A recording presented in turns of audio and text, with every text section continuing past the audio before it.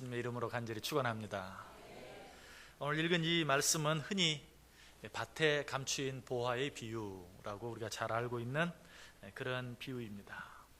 자, 이 비유는 무엇에 관한 비유입니까?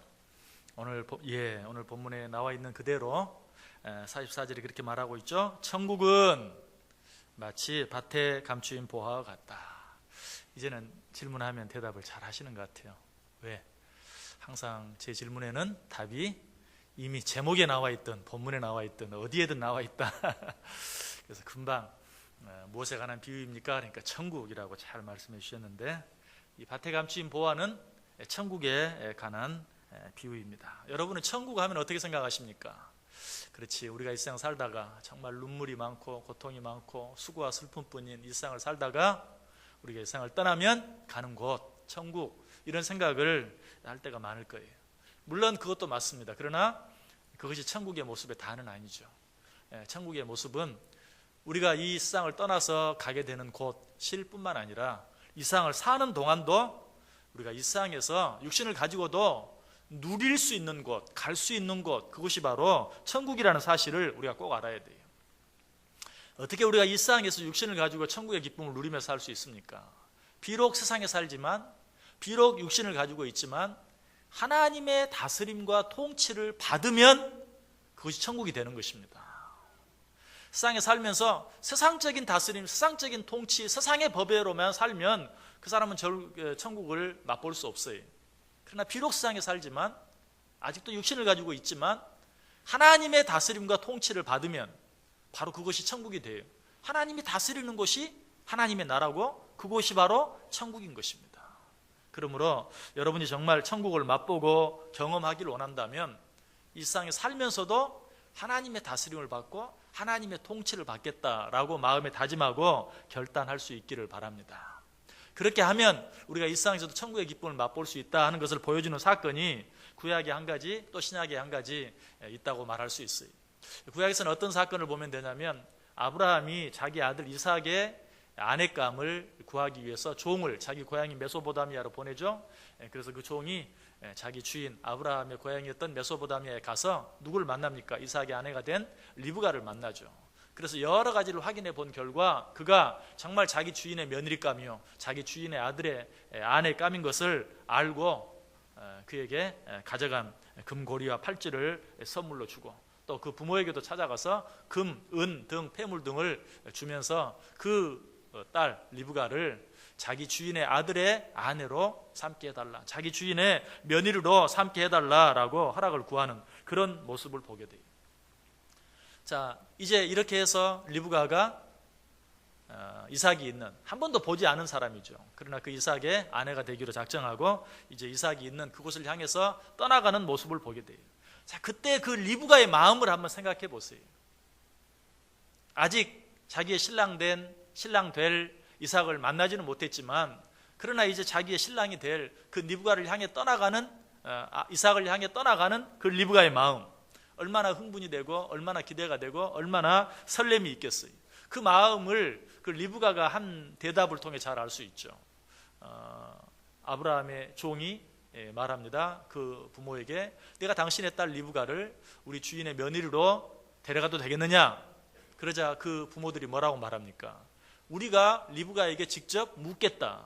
그래서 리브가에게 묻죠. 네가 저들을 따라 가려느냐? 그때 리브가가 뭐라고 대답합니까? 창세기 27장 57절 58절 보면, 그들이 이르되 우리가 소녀를 불러 그에게 물으리라 하고 리브가를 불러 그에게 이르되 내가 이 사람과 함께 가려느냐? 그가 대답하되 가겠나이다. 망설이지 아니하고 가겠나이다 라고 말하는 그 리브가의 대답을 들어보세요. 리브가의 지금 마음이 어때요? 들떠 있어요. 설레 있어요. 기대에 가득 차 있어요. 여러분, 이 마음이 바로 아직 완전한 천국에 이르지는 못했지만 천국의 기쁨을 알고 맛보고 누리는 자들의 삶의 모습이, 아직 결혼하지는 않았지만 정말 그 결혼을 통해서 주어질 기쁨을 생각하면서 설레는 마음으로, 기대하는 마음으로, 벅찬 마음으로 살아가는 그런 삶의 모습, 이것이 현재적인 천국입니다. 물론 그 천국이 아직 완성되지는 않았어요.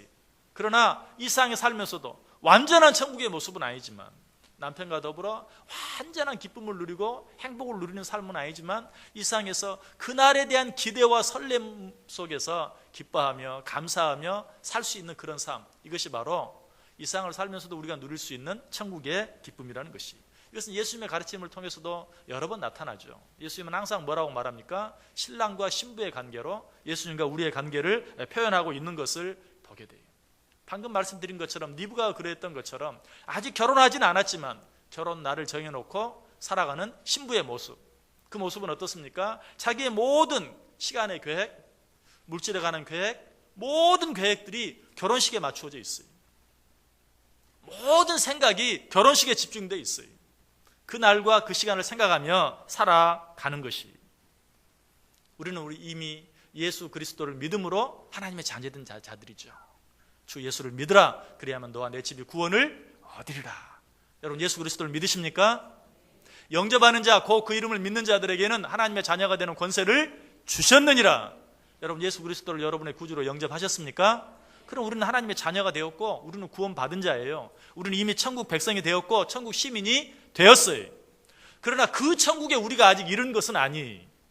그러나 결혼 날짜를 이미 정해놓고 그 날을 기다리고 있는 신부의 마음, 온갖 기대와 설렘으로 가득 차 있는 그 마음, 그것이 이 세상을 살아가는 우리들의 삶의 모습이어야 한다는 사실이, 이제 우리는 예수 그리스도와 뗄래야 뗄 수 없는, 바꿔서 말하면 천국과는 뗄래야 뗄 수 없는 그런 관계 속에 있어요.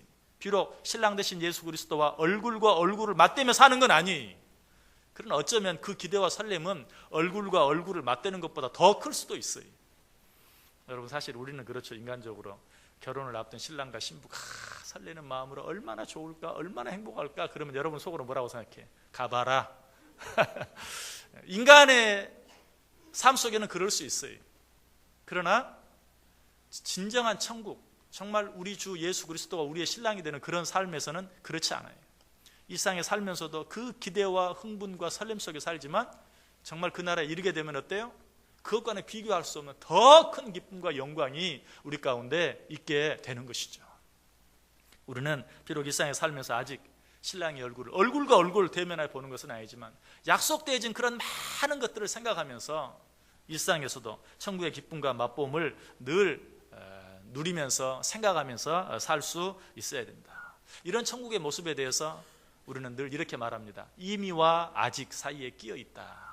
우리의 삶은 그래요. 자, 우리는 이미 천국 백성이 되었어요. 이미 하늘나라의 시민이 되었어요. 이미 하나님의 자녀 되었어요.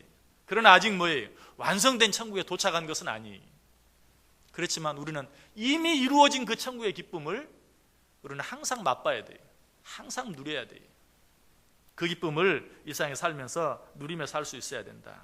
이 오늘 본문에 나오는 이 밭에 감추인 보화의 비유, 이 천국 비유는 바로 이런 천국의 삶, 천국에 대한 이런 소망에 대해서, 천국의 기쁨에 대해서 우리에게 잘 말씀해주고 있는 그런 내용이에요. 다시 한번 제가 읽어볼게요. 천국은 마치 밭에 감추인 보화와 같으니 사람이 이를 발견한 후 숨겨두고 기뻐하며 돌아가서 자기의 소유를 다 팔아 그 밭을 사느니라.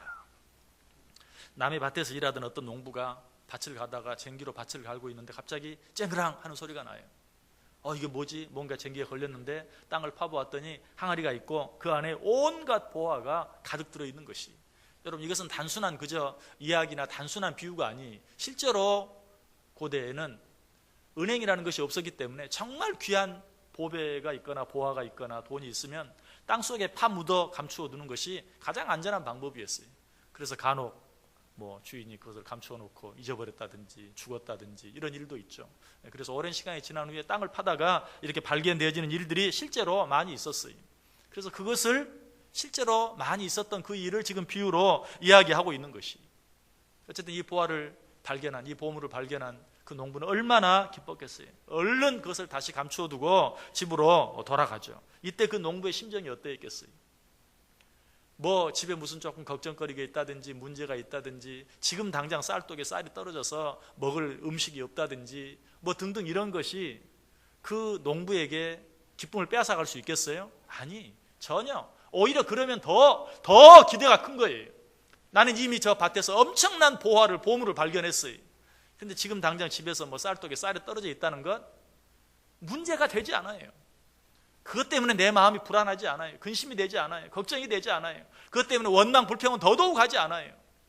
밭에 감추어진 그 보화를 생각하면 정말 너무나 기쁘고, 오히려 지금 쌀독에 쌀이 떨어진 것이 더 큰 기대를 갖게 만드는 그런 일이 될 수도 있는 것이, 여러분, 예수 그리스도를 만난 여러분의 마음속에 그런 마음이 있는지 한번 확인해 보세요. 다시 한번 여쭤봅니다. 여러분, 예수 그리스도를 여러분의 구주로 마음속에 영접하셨습니까? 예수 그리스도를 여러분의 주님으로 여러분이 믿으십니까? 그렇다면 여러분은 어때요? 하나님의 자녀가 되었어요. 하나님 나라 백성이 되었어요. 하늘나라 시민이 되었어요. 그런데 지금 당장 나에게 있는 어떤 문제, 어쩌면 모든 사람들이 가지고 있는 그런 문제, 그런 문제들이 나를 더 이상 괴롭힐 수 있나요? 아니, 정말 내가 하나님 나라 시민 되었다는 사실을 믿는다면, 정말 나의 구주가 되시는, 나의 모든 것 되시는 예수 그리스도를 나의 주님으로 모시고 있는 것을 내가 확실히 믿는다면, 오히려 지금 좀 내 앞에 있는 문제들은 어때요? 예수님으로 말미암아서 얻게 될 그 기쁨에 대한 오히려 설렘이 되고 기대가 되고 소망이 될 수 있어야 되는 것이, 그런데 우린 전혀 그렇지 못해요. 말로는 내가 하나님의 아들 되었습니다, 하나님의 자녀 되었습니다, 천국 시민 되었습니다, 천국 백성 되었습니다 라고 말하면서도 눈앞에 있는 그 문제 하나를 뛰어넘지 못하고 그것 때문에 근심하고 불안해하고 염려하고 한 걸음 더 나아가서 원망하고 불평하는 그런 일들이 너무나 많다는 것이, 이런 우리들의 모습을 요한복음 1장 9절 이하에서 잘 표현하고 있죠. 참 빛, 그 세상에 와서 각 사람에게 비추는 빛이 있었나니 그가 세상에 계셨으며 세상은 그로 말미암아 지은 바 되었으되 세상이 그를 알지 못하였고 자기 땅에 오매 자기 백성이 영접하지 아니하였다. 참 보배 되신 예수 그리스도께서 이 세상에 오셨는데도 아무도 알아보지 못하고 그를 영접하지 못했다. 얼마나 서글픈 말씀인지 몰라요. 근데 여러분, 이 말씀을 보면서 이 말씀은 나와 상관없는 말씀, 아직도 예수 그리스도를 믿지 않은 어떤 사람들의 이야기, 그 불쌍한 사람들의 이야기라고만 생각할지 몰라요. 그러나 예수 그리스도를 이미 믿고 예수 그리스도를 나의 구주로 믿고 살아간다고 하면서도 이 사람들과 다를 바 없는 삶을 살고 있는 자들이 너무나 많다는 것이, 참 보화 되시고 참 보배 되신 예수 그리스도를 믿고 살면서도 여전히 그런 보화를 발견하지 못한 사람과 전혀 차이가 없는, 그 사람이 염려하는 것은 나도 염려하고 그 사람이 걱정하는 것은 나도 걱정하고 그 사람들이 원망하는 것은 나도 원망하고 살아가는 그런 삶이 있다면 예수 그리스도를 보고도 영접하지 못한 사람과 다를 바가 없어요.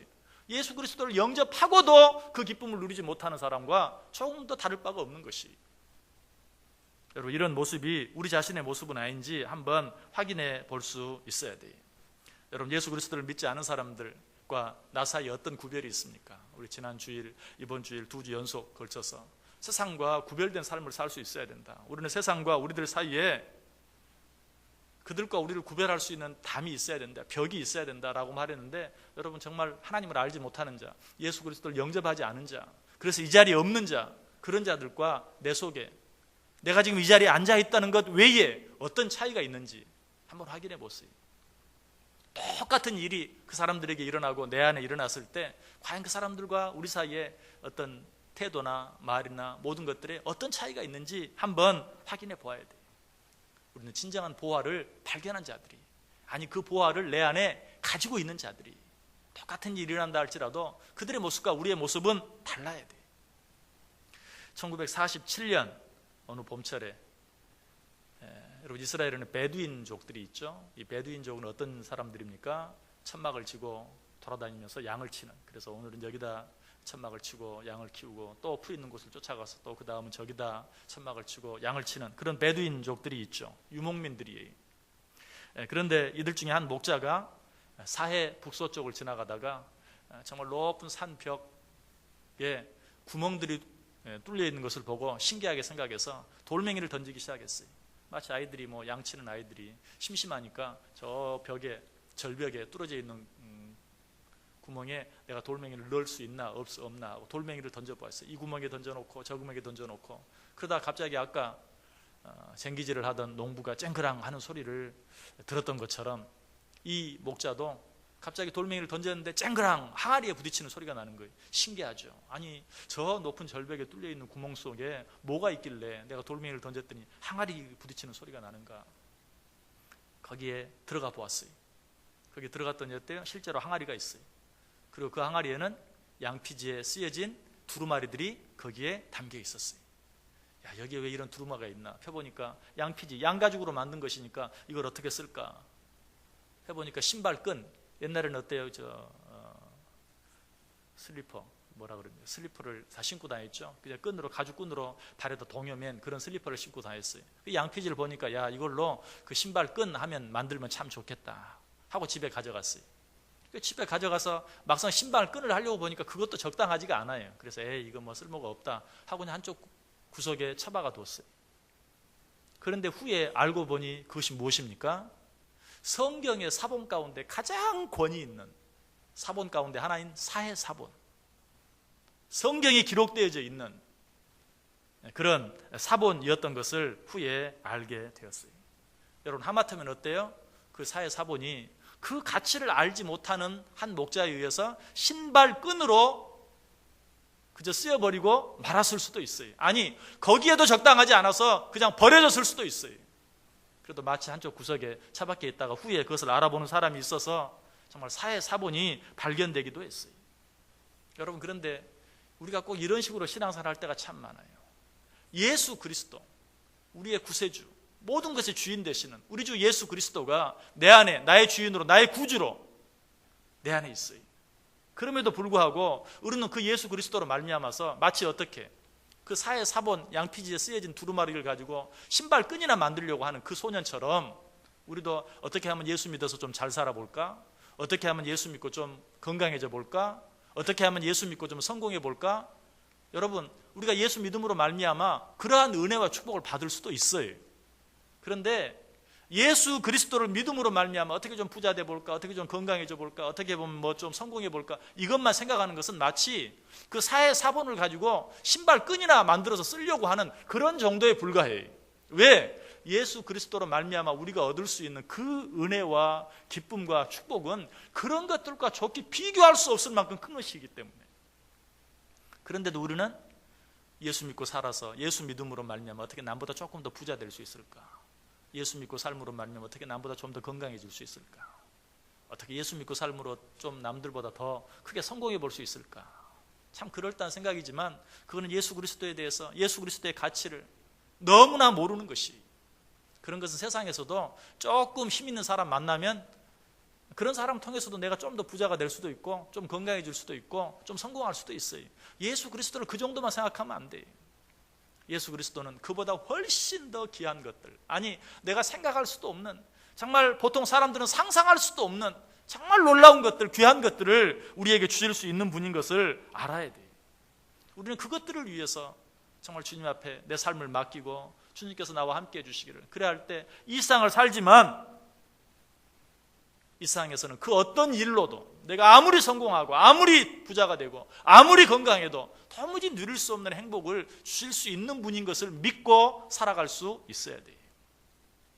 이 사실을 알지 못하고 예수 믿는 예수님을 내가 좀 더 부자가 되고 건강하게 되고 성공하는 그런 일에 도움이 되는 분으로만 생각하는 자들을 향해서 예수님께서 뭐라고 말합니까?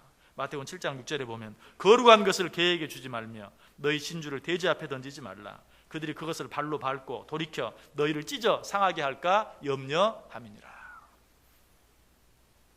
예수 그리스도의 가치를, 구원의 가치를, 천국의 가치를 알지 못하는 그런 자들에게 진주를 던지지 말라라고 그렇게 말씀하고 있는 것을 보게 돼요. 그런데 우리가 신앙생활 하면서 그렇게 할 때가 참 많이 있다. 물론 우리는 예수 그리스도의 가치, 천국의 가치, 그것이 얼마나 존귀한 보배인지 우리는 이미 너무나 다 잘 알고 있어요.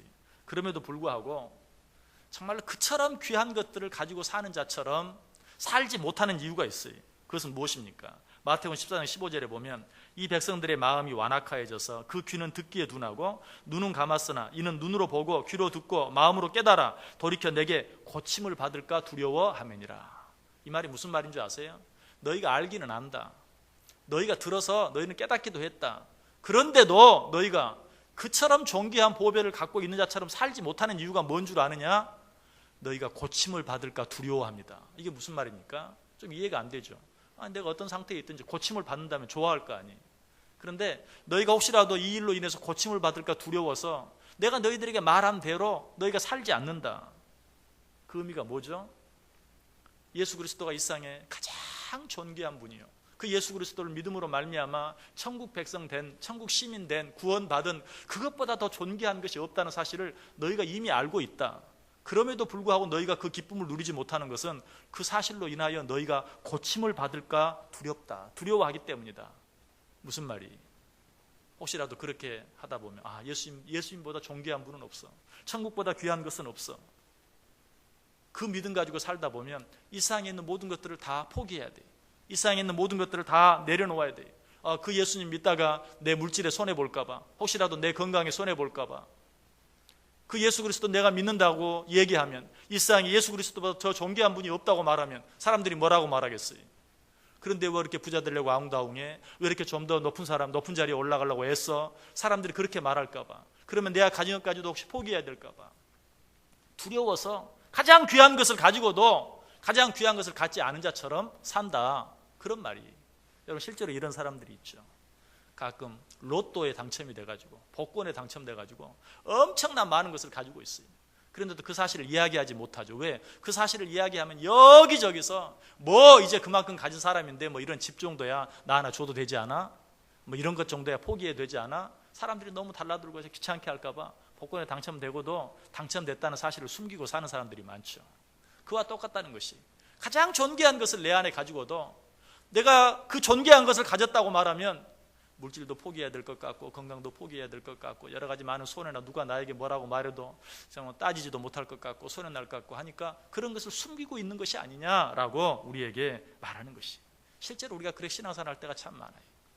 예수 믿는다고 했다가, 예수 그리스도로 말미암아 구원받는다고 했다가 내가 다른 사람들에게 손해나게 되진 않을까, 내가 내 권리 찾지 못하지는 않을까, 하고 싶은 말도 제대로 하지 못하게 되지는 않을까 하는 그런 마음 때문에 그 귀한 것들을 감추어 두고 살아갈 때가 많이 있다는 것이, 이런 누리를 향해서 예수님께서 친히 말씀하십니다. 그러나 너희 눈은 봄으로 너희 귀는 들음으로 복이 있도다.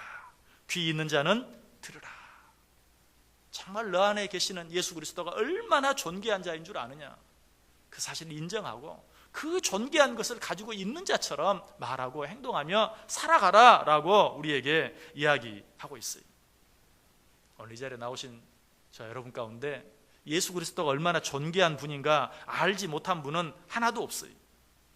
그러나 우리가 이 시간에 꼭 기억해야 될 것은, 정말 그 예수 그리스도를 내 구주, 내 하나님, 내 구원의 주님으로 내 삶에 온전히 모셔드리기로 마음에 작정하고 결단할 수 있어야 돼요. 여러분, 이런 것은 욕심이 아니, 이런 것을 우리는 거룩한 소원이라고 말해요. 아니, 거룩한 욕심이라고 말해요. 정말 예수 그리스도가 내 삶의 온전한 주인 되기 위해서 그 예수 그리스도를 나의 주인으로 내 삶을 온전히 주님께 내어드릴 수 있는 그런 삶의 다짐과 결단이 있어야 된다는 것이, 그렇게 할 때만 우리는 천국의 기쁨을 누릴 수가 있어요. 우리는 천국의 가치, 예수 그리스도의 가치, 그것을 다 알아요. 그럼에도 불구하고 그것을 내 것으로 만들려는 마음의 다짐과 결단이 없어요. 가끔 TV를 보면 우리나라 옛날 아주 고귀한 문화재나 보물들이 해외에 다른 나라에 이렇게 가 있는 것들을 보고 내가 저것을 다시 찾아오겠다라고 마음에 작정하고 다짐해서 자기 모든 재산을 다 들여서 그것들을 찾아오는 그런 모습을 봐요. 그럴 때 저 사람 대단하다. 여러분, 우리에게도 그런 다짐이 있어야 된다는 것이, 오늘 본문에 나타난 이 농부도 그랬죠. 밭에 감추인 보화를 발견했어요. 그걸 다시 감추어뒀어요. 그리고 나서는 어떻게 합니까? 자기가 가지고 있는 모든 것을 다 팔아 그것을 사기로 작정한 것을 보아요. 다시 본문 보세요. 천국은 마치 밭에 감추인 보화와 같으니 사람이 이를 발견한 후 숨겨두고 기뻐하며 돌아가서 자기의 소유를 다 팔아 그 밭을 사느니라. 여러분, 정말 예수 그리스도가 천국의 기쁨이 얼마나 크고 놀라운 것인가 하는 사실을 깨달아 알았다면 나의 모든 것들을 들여서라도 그것을 사기로 마음에 작정할 수 있어야 돼요. 이것이 진정으로 천국의 보화를 발견한 자들의 삶의 모습이에요. 이런 결단과 실천이 없다면 어때요? 우리는 천국의 기쁨을 맛볼 수 없어요. 누릴 수 없어요. 그 대표적인 한 사람이 있죠. 누구입니까? 부자 청년 관원. 이 부자 청년 관원은 구원의 기쁨, 천국의 기쁨, 이것이 얼마나 크고 귀한 것인가를 알았어요. 그래서 그것을 얻기 위해서 예수님께 찾아왔어요. 내가 어떻게 해야 그것들을 얻을 수 있습니까? 여러 가지 많은 퇴화 끝에 예수님께서 뭐라고 말합니까? 네가 가진 모든 것들을 다 팔아 가난한 자에게 주어라. 그리하면 그것을 얻을 수 있을 것이다 라고 말했을 때 이 부자 청년은 뭐라고 어떻게 해요? 가진 것이 많으므로 그것을 포기할 수 없어서 결국은 그 영생의 축복, 그 구원의 기쁨, 그 감격을 누리지 못하고 쓸쓸하게 예수님께로부터 돌아가고 마는 그런 모습을 우리가 보게 돼요. 여러분, 우리도 그렇게 살아갈 때가 많아요. 천국의 기쁨을 알아요. 구원의 기쁨과 감격을 알아요. 예수님이 얼마나 존귀한 분인 줄 알아요. 그러나 그것 때문에 아무것도 포기하려고 하지 않아요. 그것을 위해서 아무것도 희생하려고 하지 않아요. 그로 말미암아 천국의 기쁨과는 상관없는 삶을 살 때가 참 많이 있어요. 아무것도 손해나지 아니하고 아무것도 포기하지 않으려고 할 때 우리는 그 부자 청년 관원처럼 천국의 가치를 아무리 잘 안다 할지라도, 예수 그리스도의 가치를 아무리 잘 안다 할지라도 내가 그것을 위해서 아무것도 희생하려고 하지 않는다면 우리는 절대로 천국의 기쁨과는 상관없는 삶을 살 수밖에 없다는 것이. 여러분, 하나님께서 우리에게 원하신다면 여러분은 무엇을 그 하나님을 위해서 내어놓기를 원하십니까? 오늘 저희가 왜 헌신 예배를 드리는 이 시간에 이 말씀을 드립니까? 우리는 헌신해야 한다. 하나님의 나라를 위해서, 하나님의 영광을 위해서, 하나님의 뜻을 위해서 헌신해야 한다. 그 사실을 알지 못하는 사람은 아무도 없어요. 그러나 우리가 그렇게 헌신하지 못하는 이유는 무엇입니까? 천국의 진정한 가치를 아직도 다 알지 못하기 때문에 그래요. 그리고 그것을 위해서 아무것도 희생하려고 하지 아니하기 때문에 하나님께서 원하시는 진정한 헌신의 삶을 살지 못하고 그렇게 하는 자들에게 약속된 진정한 기쁨과 감사도 누리지 못한다는 사실이에요.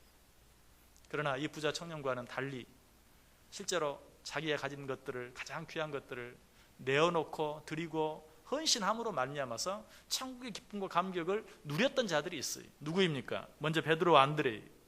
예수님께서 그들을 만나서 내가 너희로 하여금 사람을 낚는 어부가 되게 하겠다라고 그들을 부르십니다. 그때 그들이 어떻게 하죠? 그들이 곧 그물을 버려두고 예수를 따르니라. 그물을 버려두고, 베드로와 안드레에게 그물은 그들의 전부였어요. 가장 귀한 것이었어요. 그러나 그 그물을 버려두고 따를 때 정말 그들이 세상에서 누릴 수 없는 진정한 기쁨과 감격을 누리며 살 수 있는 자들이 되었던 것이. 누가복음에도 보면 누가복음 5장 11절에 똑같은 사건을 좀 더 적극적으로 이야기하고 있죠. 그들이 배들을 육지에 대고 모든 것을 버려두고 예수를 따르니라. 여러분은 예수 그리스도를 위해서 무엇을 버릴 각오가 되어 있습니까? 정말 예수 그리스도께서 가장 존귀한 분인 것을 알고 그분을 위해서 내가 가진 가장 귀한 것이라도 내어놓을 수 있을 때, 아니 그렇게 작정할 때 비로소 일상에 살지만 천국의 기쁨을 누릴 수 있다는 것이. 야고보와 그의 형제 요한도 마찬가지였어요. 마태복음 4장 21절과 22절에 보면 거기서 더 가시다가 다른 두 형제 곧 세베대의 아들 야고보와 그의 형제 요한이 그의 아버지 세베대와 함께 배에서 그물 깁는 것을 보시고 부르시니 그들이 곧 배와 아버지를 버려두고 예수를 따르니라. 여러분, 여기서 아버지를 버려뒀다 하니까 부모를 버리는 게 예수를 진정으로 따르는 길이구나. 여기서 이 세베대 아버지는 어때요? 참 부자 아버지였어요. 그냥 그 아버지 다리 바지가랑이라도 붙잡아야 그 아버지가 가진 것을 내가 누릴 수 있는 거예요. 그래서 배와 아버지를 버려두었다는 것은 배만 버린 것이 아니라 정말 장차 아버지로부터 받을 수 있는 모든 유산까지도 다 포기한 걸 말해요. 그렇게 하고 예수를 따를 때 정말 그들이 이전에는 맛보지 못했던, 누리지 못했던 그런 진정한 기쁨, 감격을 누릴 수 있었다. 한 사람 더 이야기하면 사마리아 우물가의 여인. 이 우물가의 여인도 어때요? 예수 그리스도를 만나고 어때요? 물동이를 버려두고. 이 여인에게 물동이는 그의 생명과 같은 것이었어요. 그래서 그 한 동이의 물을 얻기 위해서 자기 온갖 부끄러움을 무릅쓰고 우물가로 나왔던 여인이었어요. 그런데 예수 그리스도를 만난 후에 자기의 생명 같은 그 물동이를 버려두고 예수를 만난 그 사실을 온 동네에 전했을 때 정말 이전에 지금까지 살아오면서 한 번도 맛보지 못한 그런 천국의 기쁨을 그가 맛보는 주인공이 될 수 있었다는 사실이에요. 사도 바울도 마찬가지입니다. 빌립보서 3장 7절 이하에 보면 그러나 무엇이든지 내게 유익하던 것을 내가 그리스도를 위하여 다 해로 여길 뿐더러 또한 모든 것을 해로 여김은 내 주 그리스도 예수를 아는 지식이 가장 고상하기 때문이라. 내가 그를 위하여 모든 것을 잃어버리고 배설물로 여김은 그리스도를 얻고 그 안에서 발견되려 함이니 내가 가진 의인은 율법에서 난 것이 아니요 오직 그리스도를 믿음으로 말미암은 것이니 곧 믿음으로 하나님께로부터 난 의인이라. 사도 바울도 예수 그리스도를 만난 후에 이전에 자기가 그토록 귀하게 여기던 것들을 이제는 다 배설물로 여긴다. 그렇게 했을 때 그가 어때요? 이 세상에 살면서도 천국에 사는 천국의 주인공이 될 수 있었어요. 모세도 마찬가지. 모세는 어디에 살았습니까? 바로의 궁에 살았어요. 바로의 궁은 당시로 말하면 이 세상에서 가장 아름다운 곳이고 가장 편안한 곳이고 가장 행복한 곳이. 그러나 그는 어떻게 했습니까? 믿음으로 모세는 장성하여 바로의 공주의 아들이라 칭함받기를 거절하고 도리어 하나님의 백성과 함께 고난받기를 잠시 죄악의 낙을 누리는 것보다 더 좋아하고 그리스도를 위하여 받는 수모를 애굽의 모든 보화보다 더 큰 재물로 여겼으니 이는 상 주심을 바라봅니다. 세상의 보화, 또 세상의 명예, 권력, 이 모든 것들을 다 포기했을 때 그도 역시 어때요? 이 세상에서는 애굽 그 바로 왕의 궁에서도 누릴 수 없었던 하나님만이 주실 수 있는 참 기쁨, 참 평안, 참 자유함을 누리는 그런 삶의 주인공이 되었던 것이. 그래서 히브리서 기자는 우리에게 말합니다. 이러므로 우리에게 구름같이 둘러싼 허다한 증인들이 있으니 모든 무거운 것과 얽매이기 쉬운 죄를 벗어버리고 인내로서 우리 앞에 당한 경주를 하며 믿음의 주여 또 온전하게 하시는 이인 예수를 바라보자. 그는 그 앞에 있는 기쁨을 위하여 십자가를 참으사 부끄러움을 개의치 아니하시더니 하나님 보좌 우편에 앉으셨느니라. 여러분, 내가 하늘나라 시민으로서 천국 백성으로서 내가 이 시간에 내려놓아야 할 것이 무엇입니까? 그 천국의 기쁨을 맛보고 그 천국의 기쁨을 누리며 사는데 방해가 되는 것이 무엇입니까? 세상 사람들이 가진 것은 다 가지려고 하고 세상 사람들이 누리려고 하는 것은 다 누리려고 하는 그런 마음 때문에 하나님을 알지 못하는 자의 삶이나 내 삶이나 아무런 구별이 없는, 아무런 차이가 없는 그런 삶을 살고 있지는 않습니까? 우리는 밭에 감추인 보화를 발견한 그 농부와 같은 삶을 살 수 있어야 돼요. 우리는 이미 보화를 발견한 자예요. 이제 더 이상 내 앞에 있는 어떤 문제들은 더 이상 나를 행복하게 만들고 나를 불안하게 만드는 그런 요소가 될 수 없어요. 나는 이미 가장 귀한 것을 가진 자예요. 두 어린 소녀가 바닷가에서 조개를 줍고 있습니다. 열심히 조개를 줍고 있는데 갑자기 정말 주먹만한 조개가 하나 나타났어요. 두 손이 한꺼번에 그 조개로 갔어요. 그래서 서로 내가 먼저 봤다, 네가 먼저 봤다 서로 다투다가 고집이 세고 힘이 센 소녀가 결국은 차지했어요. 힘이 없어서 그 조개를 빼앗긴 소녀는 마음이 언짢았어요. 그래서 둘은 시무룩해져서 말도 하지 않고 여전히 조개를 줍지만 서로 이제는 다른 방향으로 가기 시작합니다. 그러다가 이 아까 큰 조개를 빼앗겨버린 소녀의 눈에 이번에 진주 조개가 발견됐어요.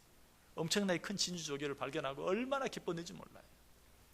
그 소녀는 자기도 알지 못하는 사이에 아까 자기에게 큰 조개를 빼앗아 갔던, 그래 서운했던 그 소녀 곁으로 다가가게 되었어요. 이 둘은 또 자연스럽게 같이 조개를 줍고 있습니다. 그러다가 또 한 번 주먹만한 조개가 또 한 번 나타났어요. 이번에도 두 소녀의 손이 그냥 그 조개를 서로 갑니다. 내가 먼저 찾았다, 네가 먼저 찾았다. 그러나 이제는 어때요? 진주 조개를 찾은, 그래서 그것을 주머니에 담은 이 소녀는 더 이상 이제 그 큰 조개 때문에 아웅다웅하지 않아요. 그래, 그럼 너 가져라. 그것을 줍니다. 그러고 나서도 마음에 기쁨이 있어요. 행복이 있어요. 그것 때문에 더 마음이 불편하거나 힘들거나 하지 않아요. 여러분, 과연 여러분의 마음이 어떠합니까? 여러분 속에 그런 마음이 있습니까? 진정한 보화를 발견한, 진정으로 천국을 소유한, 진정한 우리 주 예수 그리스도를 나의 구주로 모신, 천국을 약속받은, 천국을 보장받은 그런 사람으로서의 어떤 여유, 그런 사람으로서의 어떤 기쁨, 다른 사람들이 여러분을 보면서 저 사람 속에는 무엇이 있길래 하는 그런 것들을 보여줄 수 있는 마음, 이런 것들이 여러분 속에 있습니까? 우리는 그런 것들이 있어야 돼요. 여러분, 진정으로 우리의 삶이 하나님 앞에 온전히 드려지는 그런 헌신의 삶을 살기를 원하십니까? 마음에 다짐한다고 되는 게 아니에요. 인간적으로 노력한다고 되는 게 아니에요. 내가 얼마나 귀한 보화를 가진 자인가, 내 속에 얼마나 존귀한 보배가 있는가 하는 것을 바로 알고 깨달을 때 비로소 우리는 어떻게 해요? 헌신할 수 있어요. 베드로 안드레가 노력해서 모든 그물을 버려두고 예수를 따를 수 있었던 것 아니. 요한과 야고보도 마찬가지. 사마리아 여인이 물동이를 버려둘 수 있었던 것도 마찬가지. 바울이 이전에 자랑스럽게 여겼던 모든 것들을 포기할 수 있었던 것도 마찬가지. 모세가 바로의 모든 그런 재물과 부귀와 명예를 다 내려놓을 수 있었던 것도 마찬가지. 가장 존귀한 예수 그리스도를 온전히 만났을 때 가능해요. 오늘 헌신제배를 드리는 우리 마리아 애전도의 모든 회원들, 우리 온 성도들, 정말 하나님 앞에 하나님이 원하시는 헌신의 삶을 살기를 원하십니까? 우리 안에 있는 예수 그리스도를 진정으로 발견하실 수 있기를 바랍니다. 하나님이 약속해 주신 그 천국의 축복이 얼마나 크고 놀라운 것인가를 깨달을 수 있기를 바랍니다. 그래야 할 때 우리는 하나님께 드릴 수 있어요. 하나님 앞에 모든 걸 내려놓을 수 있어요. 그렇게 할 때 우리는 천국의 기쁨을 이 세상에 살면서 누리며 살 수 있어요. 부디 오늘 헌신 예배를 드리는 우리 마리아 전도의 모든 회원들 뿐만 아니라 우리 온 성도들이 내 안에 이미 갖고 있는 천국의 기쁨, 천국의 보화, 우리 주 예수 그리스도 우리를 생각함으로 말미암아 다른 그 어떤 것에도 마음을 빼앗기지 않고 다른 그 어떤 것 때문에도 정말 우리가 신앙에 손해보지 않는 진정한 축복된 천국의 기쁨을 누리는 아름다운 삶을 살아갈 수 있는 복된 인생들 다 되시기를 주님의 이름으로 간절히 축원합니다. 기도하겠습니다. 사랑과 은혜가 충만하신 하나님 감사합니다. 우리 안에 예수 그리스도를 주셔서 그로 말미암아 구원의 기쁨과 감격을 갖고 살게 하신 것 감사를 드립니다. 주님 주신 이 선물이 얼마나 존귀하고 얼마나 놀라운 선물인지 깨닫고 눈앞에 보이는 일들로 인하여 더 이상 아웅다웅하지 아니하게 하시고 그것 때문에 실망하고 낙심하고 원망하고 불평하며 사는 삶이 아니라 내 안에 변하지 아니하는 누구도 빼앗아갈 수 없는 천국의 선물로 인하여 항상 기뻐하며 항상 감사하며 주님 앞에 우리의 모든 것들을 드리며 헌신하며 살아갈 수 있는 복된 삶들 되게 해 주옵소서. 예수님의 이름으로 기도드리옵나이다. 아멘.